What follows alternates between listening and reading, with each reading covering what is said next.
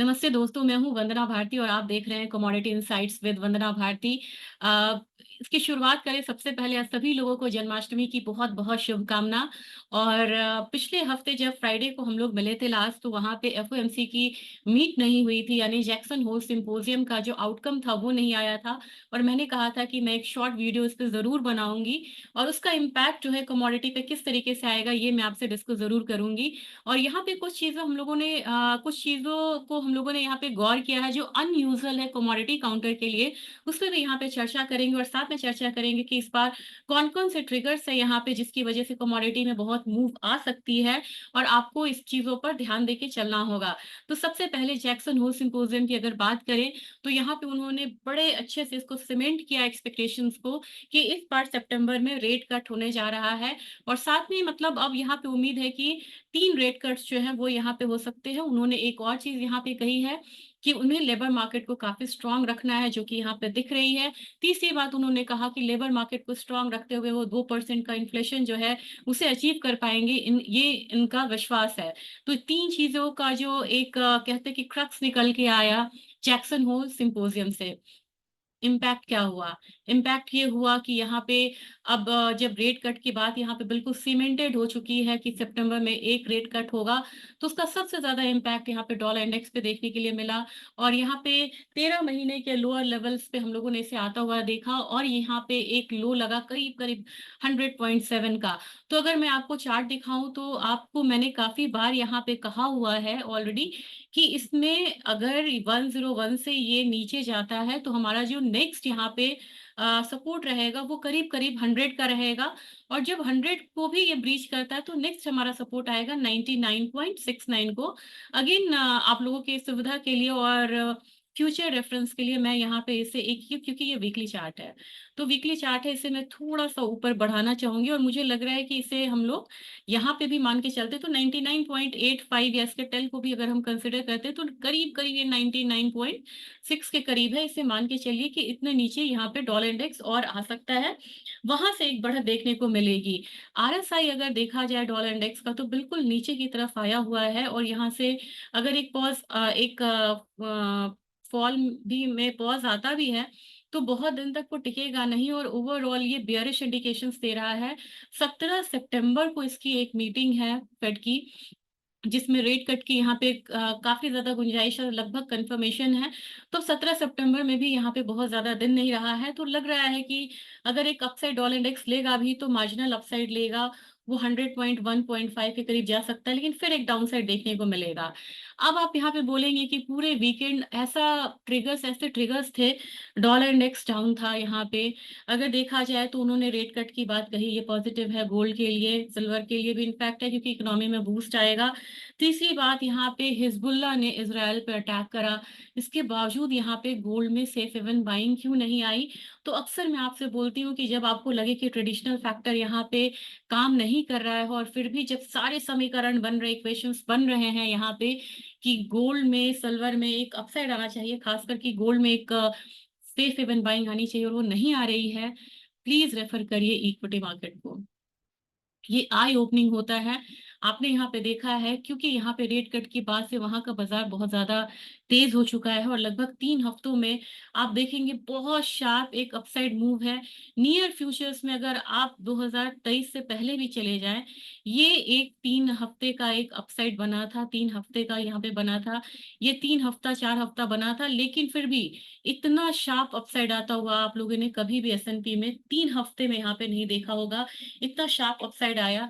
अब यहाँ पे लग रहा है कि थोड़े जो बढ़त है वो यहाँ पे और आएगी क्योंकि यहाँ पे ये अपने ऑल टाइम हाई के करीब आएगा और ऑल टाइम इसका हाई मैं आपको बता दूँ 5447 के करीब है और ये अभी ट्रेड हो रहा है 5479 के करीब। तो मेरे ख्याल से आपको इंतज़ार करना होगा अभी एस&पी के और हायर साइड जाने का।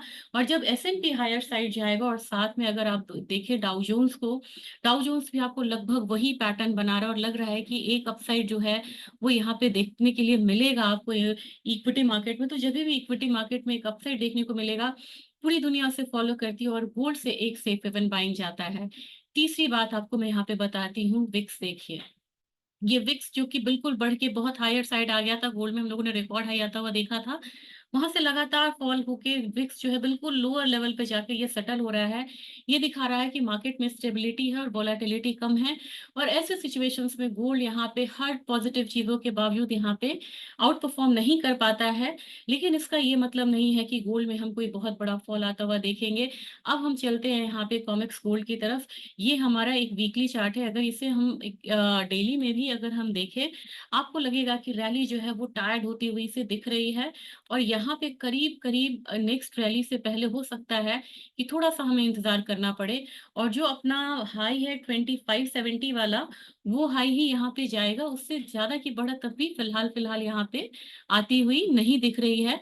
अगर इसे हम 1 वीक का भी एक टाइम फ्रेम करते हैं तो अपने हायर साइड के करीब है। लेकिन पिछले हफ्ते एक स्नेक डोजी बनाया था और ये एक वीकनेस दिखा रहा है। तो मेरे ख्याल से अगर अपसाइड आता भी है तो 2570 से 2600 के करीब यहाँ पे एक जो अपसाइड है वो यहाँ पे लिमिटेड रहेगा। बात की जाए अगर एमसीएक्स गोल्ड की, तो एमसीएक्स गोल्ड उससे बेहतर दिख रहा है। और मुझे लग रहा है यहाँ पे एक बाइंग अगर आती भी है तो करीब करीब आपको 7200 के करीब,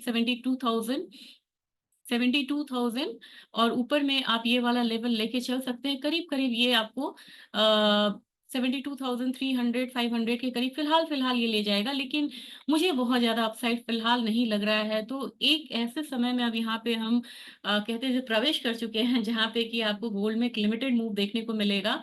और मैक्सिमम जो अपसाइड है वीकली पे वो यहाँ पे 73,000 के करीब का दिख रहा है। तो 73,100 के करीब एक बाइंग यहाँ पे आ सकती है और वहां पे जाके बाइंग जो है वो थमेगी।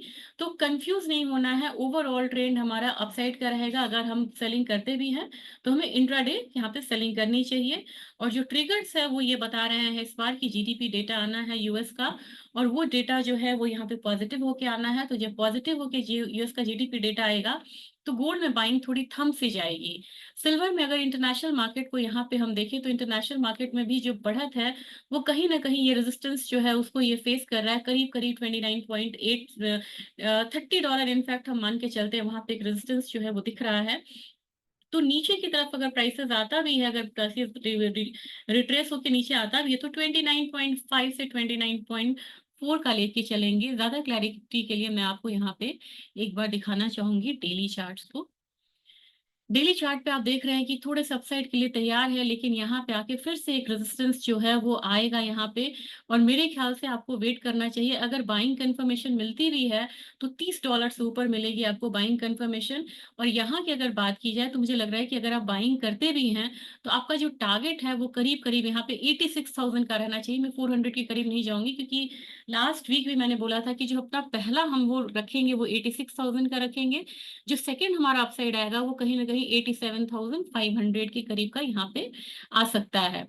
तो मेरे ख्याल से 86,000 से 86,400 के बीच में हम अपना पहला टारगेट रखेंगे। जब हमें लगेगा कि यहाँ से एक अपसाइड मूव क्लैरिटी के साथ आ रही है तो हम 87,600 का एक अपसाइड टारगेट लेके यहाँ से चल सकते हैं।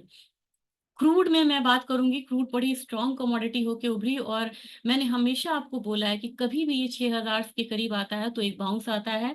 और इंटरनेशनल मार्केट में 70 से $71 के करीब एक बाउंस आता है। इस बार भी ये ऐसा ही हुआ है, यहाँ से एक बाउंस देखने को मिला है। और यहाँ पे रीजन है तमाम जो जियोपॉलिटिकल टेंशन है। इसके अलावा आप यहाँ पे देखेंगे, अगर आप रेफर करें EIA का वेबसाइट, एनर्जी एडमिनिस्ट्रेशन का होता है, इंटरनेशनल एडमिनिस्ट्रेशन का यहाँ पे वेबसाइट है। वहां पे जाके देखेंगे तो देखेंगे जो 5 इयर्स के एवरेज से यहाँ पे जो क्रूड ऑयल की इन्वेंट्री लगातार घट रही है और बिल्कुल लोअर साइड है। और सेम चीज हो रहा है गैसोलीन में भी। तो जब भी गैसोलीन और क्रूड ऑयल की इन्वेंट्रीज दोनों यहाँ पे डाउन साइड जाएगी तो एक अपसाइड जो है वो कंटिन्यू रहेगा। यहाँ पे मैं आपको राय दूंगी कि यहाँ पे आप बाइंग में बने रहें। टारगेट अपना 6450 का ही रखिएगा पहला।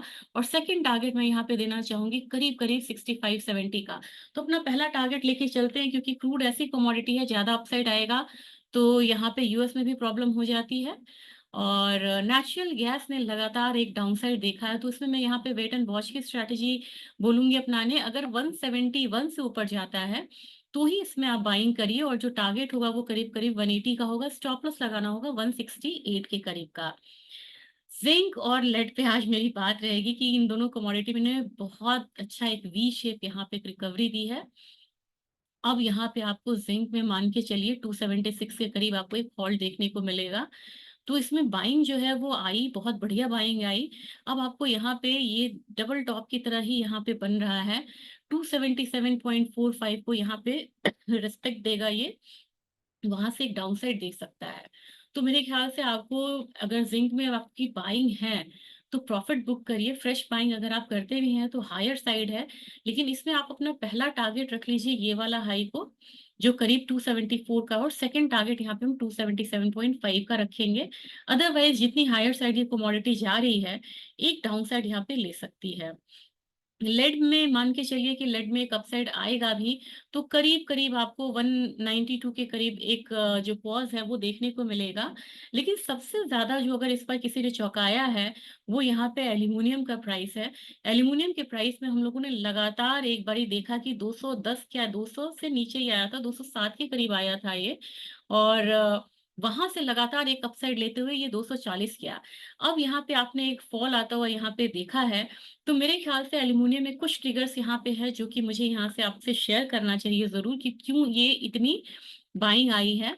सबसे बड़ी बात है, एक स्टील न्यूज का एक बहुत बढ़िया मेरे ख्याल से एक आर्टिकल है, इसको जरूर रेफर करिएगा। उन्होंने बताया है कि एल्यूमिनियम की शॉर्टेजेस जो है वो चाइना में हुई है। एक साल में जो इसका रेट है करीब करीब 24% के करीब बढ़ा है। और यहाँ पे जो इसके स्टॉक्स हैं, वो यहाँ पे जो एल्यूमिनियम ऑक्साइड के स्टॉक्स है वो 30% से यहाँ पे लास्ट 3 हफ्तों में यहाँ पे कम हुआ है। और जब देखेंगे आप एल्यूमिनियम की, अगर आप एल्यूमिनियम का अगर आप वीकली चार्ट देखेंगे तो ये आपको पूरा रिफ्लेक्ट करता है इन चीजों को। 1 2 3 हफ्तों में प्राइस बढ़ी है, 1 2 3। ये क्या बोल रहा है? शेफे में स्टॉक्स जो है वो एल्यूमिनियम ऑक्साइड का, it has fallen bye more than 30%। कितने ब्यूटीफुली ये चल रहा है अपने फंडामेंटल से, ये यहाँ पे आप देख सकते हैं। दूसरी चीज ये है कि चाइना ने बहुत बढ़िया यहाँ पे इंपोर्ट करा है एल्यूमिनियम का, और इसका जो एल्यूमिनियम है वो 11.1% से हायर इन्होंने यहाँ पे जो एक प्रोडक्शन था वो भी बढ़िया था, और इंपोर्ट भी इनका 7 मंथ्स अगर हम कैलकुलेट करें तो ये 2.3 मिलियन टन के करीब आया, जो कि हायर साइड पे था आपको 60.6% as compared to last year.